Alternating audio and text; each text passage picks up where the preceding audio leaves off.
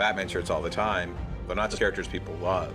They mean something. What they do represents something to people.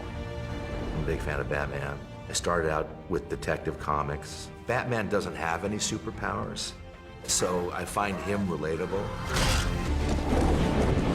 As a little kid, I looked at comics in a sort of very black and white way. I liked the idea of just superheroes and superpowers in the plain little kid fantasy way. The first time I looked at them in an allegorical way or in a more complicated way, in a way that they could tell more complicated stories that could reflect stories of our own, was when I looked at Batman. In particular, the Frank Miller treatment of Batman, that was something that I thought was really complicated and grown up. Batman specifically is sort of the dark, brooding version of reluctant superhero. And in fact, not even a superhero, just a hero. He's just a guy who has worked very hard and through his own physical prowess and, more importantly, his cleverness and design of all the props and gags and gadgets that he invents and gets to use, has made himself into a character who is on par with the superheroes who do have extra human capabilities. What are your superpowers again? I'm rich.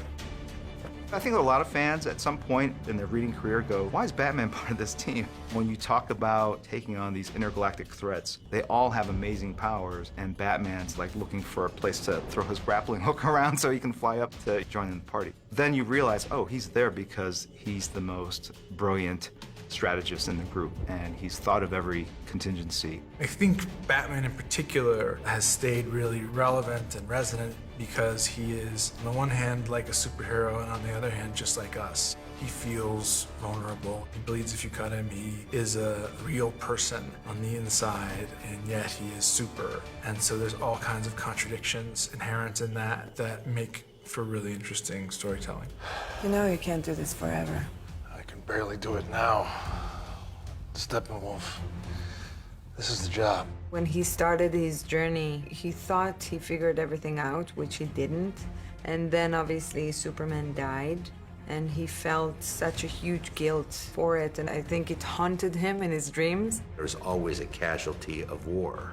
Superman makes an extremely noble act, so he's the inspiration to both Batman and Diana, and therefore he's our inspiration. The reason they go on this journey is to make sure the Earth that he was trying to protect stays that way. I'm gonna take out that tower, knock down that shield dome. Don't wait for me. Just do the job. In this movie, you see Batman starts to work in a group, cares for people. It becomes softer and softer, and I think that he understands that he can't do this by himself.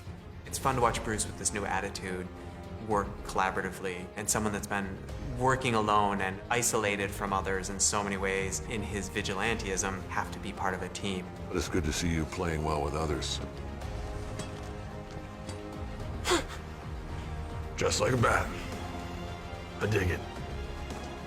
Maybe temporary. I would say that he is the first person to be truly inspired by Superman, and he's continuing the legacy of Superman with bringing together the Justice League. He truly is the voice, he truly is the founder and team leader of the Justice League. I don't recognize this world. I don't have to recognize it. I just have to save it.